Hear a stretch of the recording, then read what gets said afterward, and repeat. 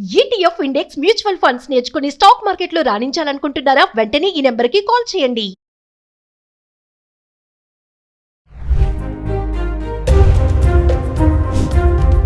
పదివేల మందికి pink slips. Tech దిగ్గజ సంస్థ మైక్రోసాఫ్ట్ మరొకసారి లే ఆఫ్స్ ని ప్రకటించింది. విండోస్ క్లోజ్ అంటున్నారు. నమస్తే, welcome back to Suman TV. ప్రస్తుతం మనతో పాటు ఉన్నారు అనలిస్ట్ మందరి కృష్ణారెడ్డి గారు. నమస్తే సార్. నమస్తే అమ్మా. సార్, మైక్రోసాఫ్ట్ మనం ఒక వీడియోలో చేశాము, ఆల్రెడీ లే ఆఫ్స్ ప్రకటించడం, మరి మరొకసారి 10,000 మందికి పింక్ స్లిప్స్ ఇవ్వడం జరిగింది. అంటే దీన్ని ఎలా చూడొచ్చు అంటారు? ఒకసారి ఇంతమందికి ఒకేసారి పింక్ స్లిప్స్ అంటే మరి వాళ్ళ పరిస్థితి ఏంటి ఇప్పుడు? ఒక మైక్రోసాఫ్టే కాదు, అన్ని టెక్ కంపెనీలు కూడా దాదాపుగా ఇదే పద్ధతిని అనుసరిస్తున్నాయి. కొద్ది నెలల రోజు ముందరే 6,000 మందిని మైక్రోసాఫ్ట్ తీసేసింది. ఇప్పుడు సుమారుగా 9,000 నుంచి 10,000 మందికి లే ఆఫ్ ప్రకటించే పరిస్థితి ఏర్పడింది. దానికి ముఖ్యంగా ఆర్టిఫిషియల్ ఇంటెలిజెన్సే కారణం అని మనం చెప్పుకోవచ్చు. ఇది ఎక్కడి దాకా దారితీస్తుందో కూడా తెలియదు. ఇప్పుడు ఐటీ రంగంలో ఉండే ప్రతి ఎంప్లాయీ ఎంతగా భయపడుతున్నారంటే, కొత్తగా వాళ్ళు ఇల్లు కొనడం మానేశారు, కార్లు కొనడం మానేశారు, ఇన్వెస్ట్ చేయడం మానేశారు. కారణం ఏంటంటే ఈఎంఐలు కట్టాల్సిన పరిస్థితి ఏర్పడుతుందని భయపడుతున్నారు. అంటే సార్, ఒకప్పుడు ఐటీ అంటే చాలా ఇన్వెస్ట్మెంట్స్ చేసేవాళ్ళు కదా, మీరు అన్నట్టు మానేశారు అంటున్నారు చూసారా? అవన్నీ కూడా టకటకా కొనేసేవాళ్ళు. ఐటీ కదా, మస్తు శాలరీ వస్తుంది, లక్షల రూపాయల మీద వచ్చేది కాబట్టి నెలకు 50,000 రూపాయలు అయినా సరే ఈఎంఐలు కట్టడానికి చాలా ఇబ్బంది పడేవాళ్ళు కారు. కాబట్టి వీలైనంత వరకు ప్రతి ఒక్కటి కనబడదల్లా కొనేసేసుకొని ఈఎంఐలు కట్టుకుంటూ అది పూర్తయిన తర్వాత మళ్ళీ కొత్తగా ఐటెం తెచ్చుకోవడానికి ప్రయత్నం చేసేవాళ్ళు. వాళ్ళు అలా చేయడం వల్ల వ్యాపారాలు కూడా చాలా విపరీతంగా డెవలప్ అయినాయి. చాలా వ్యాపారాలు, వాళ్ళు రియల్ ఎస్టేట్ బిజినెస్ హైదరాబాద్లో కుదేలు అవ్వడానికి ఒక రకంగా ఐటీ పరిశ్రమ కారణం అనేటువంటి పరిస్థితి ఏర్పడింది. ఒకప్పుడు బాగా ఆ పరిశ్రమ డెవలప్ అవ్వడానికి, రియల్ ఎస్టేట్ డెవలప్ అవ్వడానికి ఐటీ వాళ్ళే కారణం అయితే, ఇప్పుడు రియల్ ఎస్టేట్ పడిపోవడానికి కూడా ఐటీ కారణం అంటున్నారు. ఎందుకంటే ఐటీ వాళ్ళు ముందుకు రావడం లేదు. ఎందుకంటే ఈఎంఐలు కట్టాల్సి వస్తుంది. ఉద్యోగం ఉంటుందో లేదో తెలియని పరిస్థితుల్లో రేపు పొద్దున ఈఎంఐ కట్టగలటం అనేది సాధ్యం అవుతుందో లేదా, కొన్న తర్వాత ఏమవుతుంది, ఒక ఉద్యోగం పోతే ఈఎంఐ కట్టలేకపోతే అటు కాకుండా ఇటు కాకుండా అయిపోతే పరిస్థితి ఏర్పడుతుంది. అసలు దాని జోలికి ఇవ్వడమే మానేశారు. ఇలాంటి పరిస్థితి నడుస్తుంది. పోనీ మైక్రోసాఫ్ట్కి నష్టం వచ్చేది జరుగుతుందా? ఇదంటే నష్టమేం కాదు. మైక్రోసాఫ్ట్ లాభాల్లోనే ఉంది, మంచి లాభాలు ఆర్జిస్తుంది. మరి లాభాలు ఆర్జిస్తూ ఎందుకు ఎంప్లాయీస్ తగ్గిస్తున్నారు అంటే, అది ఖచ్చితంగా ఆర్టిఫిషియల్ ఇంటెలిజెన్స్ యొక్క ప్రభావం.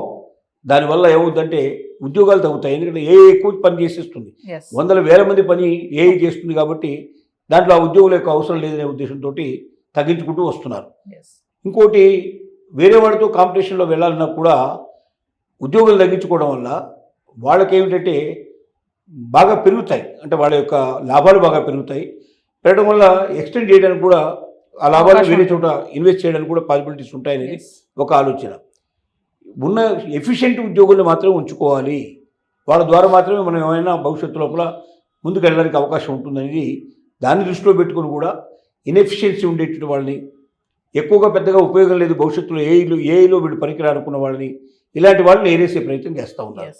అది ఇప్పుడు జరుగుతున్నటువంటి విషయం. అంటే సార్, మామూలుగా మీరు అన్నారు కదా మైక్రోసాఫ్టే కాదు అని చెప్పేసి, అంటే ఏఐ ఆల్రెడీ వచ్చేసింది, ఎప్పుడో వచ్చింది, ఇప్పుడే కాదు. అయినా సరే ఎందుకంటే దాన్ని అప్డేట్ చేసుకోలేకపోతున్నారా? దానివల్ల ఇంతమంది బయటకు రావడం జరుగుతుంది. ఒకటి, ఏఐ రావడం వల్ల వీళ్ళు చేసే పని అంతా కూడా ఏఐ చేస్తుంది. అందులో వీళ్ళని మరియు అందులో ఉంచాల్సిన అవసరం లేదు. ఇంకోటి ఏంటంటే, ఏఐ యొక్క స్పీడ్ని, ఏఐ యొక్క టెక్నాలజీని అందిపుచ్చుకోవడం కూడా ప్రతి ఎంప్లాయీ చేయలేడు. కొంతమంది ఎంప్లాయీస్ మాత్రమే చేయగలుగుతారు. కొంతమందికి మాత్రమే ఆ దృక్కోణం ఉంటుంది, దృష్టి ఉంటుంది, దాన్ని ఎట్లా తొందరగా అందిపుచ్చుకునేటువంటి అవకాశాలు ఉంటాయనే దాని మీద వాళ్ళకి అవకాశం ఉంటుంది. ఆ టెక్నాలజీ తెలియని వాళ్ళు వేస్ట్ క్యాండిడేట్ కింద లెక్క వాళ్ళకి ఇప్పుడు. ఎందుకంటే ఏఐనే భవిష్యత్తు నిర్ణయిస్తుంది. ఏ విషయంలో ఎందులో అయినా సరే పోవాలంటే ఏఐ టెక్నాలజీ కంపల్సరీ తెలియాలి. ఏఐలో ఎవరైతే బాగా పురోగమించాలనుకుంటున్నారో వాళ్ళని ఉంచేసి, ఏఐ గురించి సరిగ్గా ఎవరైతే సరిగ్గా చేయలేకపోతున్నారో, ఏఐని సరిగ్గా గ్రహించలేకపోతున్నారో అలాంటి వాళ్ళని తీసేసుకోవడం సేఫ్ అనే నిర్ణయానికి వస్తున్నారు. ఎందుకంటే వీళ్ళ వల్ల వీళ్ళు చేసే పని అంతా ఏఐ చేస్తున్నప్పుడు మళ్ళీ వీళ్ళ యొక్క అవసరం ఏముంటుంది? రెండోది, వీళ్ళ వల్ల ఏఐలో ఇంకా టెక్నాలజీని పెంచుకొని ఇంకా కొత్త పనులు చేయించగలిగే శక్తి దాంట్లో ఉంటే అలాంటి వాళ్ళని తప్పనిసరిగా ఉంచుకునే ప్రయత్నం చేస్తున్నారు. అంటే 2,20,000 మెంబర్స్ ఇప్పుడు పనిచేస్తున్నారు. మైక్రోసాఫ్ట్లో 2,20,000 మంది పనిచేస్తున్నారు. దాంట్లో ఇప్పుడు తీసేసిన వాళ్ళు ఎంత, ఒక 6,000 పోయిన నెలలు అయితే, పోయిన 3-4 నెలల కింద తీశారు. ఇప్పుడు ఒక 10,000, 9,000 మంది తీశారు. అంటే మొత్తం మీద చూస్తే ఈ సంఖ్య చాలా తక్కువే. కానీ ప్రతి 3 నెలలకి 4 నెలలకి ఇలాగే తొలగించుకుంటూ పోతే మాత్రం ఒకనాటికి చాలా పెద్ద సంఖ్య అయిపోతుంది. దాదాపుగా అది 50% తగ్గినా కూడా ఆశ్చర్యపడాల్సిన అవసరం లేదనేది దీని యొక్క నిపుణుల యొక్క అంచనా. సో మామూలుగా ఐటీ సెక్టర్లో వర్క్ చేసిన వాళ్ళు కనుక ఇలాంటి పరిస్థితి వస్తే వాళ్ళు వేరేది ఏమి చెయ్యలేరు ఇమీడియట్లీ అనేది ఒక టాక్ ఉంది సార్, నిజమే అంటారా అది? అంటే ఐటీ కలవడబడి వాళ్ళు ఏంటంటే ఇక మా జీవితం అంతా బాగా స్థిరమైపోయింది, ప్రపంచం అంతా ఐటీ వైపు నడుస్తుంది, మాకు ఖచ్చితంగా లక్షల మంది జీతాలు వస్తాయి, మీరు ఇంకేం నేర్చుకోవాల్సిన అవసరం లేదు, దీంట్లోనే సాఫ్ట్వేర్ రంగంలోనే ఇంకేదైనా వీలైతే కొంచెం టెక్నాలజీ పెంచుకుందామని చాలామంది ప్రయత్నం చేస్తూ ఉన్నారు. ఇప్పుడు కొత్తగా ఈ ఏఐ వచ్చిన తర్వాత ఈ షాపుకు చాలామంది భయపడిపోయి కొత్త అన్వేషణ కూడా ప్రారంభిస్తున్నారు. కొత్తగా MBA లాంటివి చేసుకోవడం, బిజినెస్ అడ్మినిస్ట్రేషన్ తెలుసుకోవడం, ఇంకా కొత్త బిజినెస్ ఏమైనా చేస్తే బాగుంటానికి అవకాశం, రేపు పొద్దున మైక్రోసాఫ్ట్ ఉద్యోగం పోతే నా పరిస్థితి ఏమిటని ఇప్పటి నుంచి ఆలోచించుకుంటూ దానికి ఒక మార్గం కనిపెట్టేందుకు ప్రయత్నం చేస్తున్నారు. కానీ ఇప్పటిదాకా మాత్రం ఏ ఐటీ ఉద్యోగులు కూడా వేరే కొత్త విషయాలు నేర్చుకోవడం పెద్ద ప్రయత్నం చేయలేదు. దాంట్లోనే వాళ్ళకి బాగా డబ్బు వస్తుంది, దాన్ని ఎంజాయ్ చేయడం కూడా నేర్చుకున్నారు. ఆ రకంగా కొత్త దాని వైపు వాడు ఆలోచన మళ్ళలేదు. కానీ ఇప్పుడు సడన్గా ఉద్యోగం పోతే రోడ్డు మీద నిలబడాల్సిన పరిస్థితి ఏర్పడుతుంది, ఎటు వెళ్ళడానికి అవకాశం ఉండదు.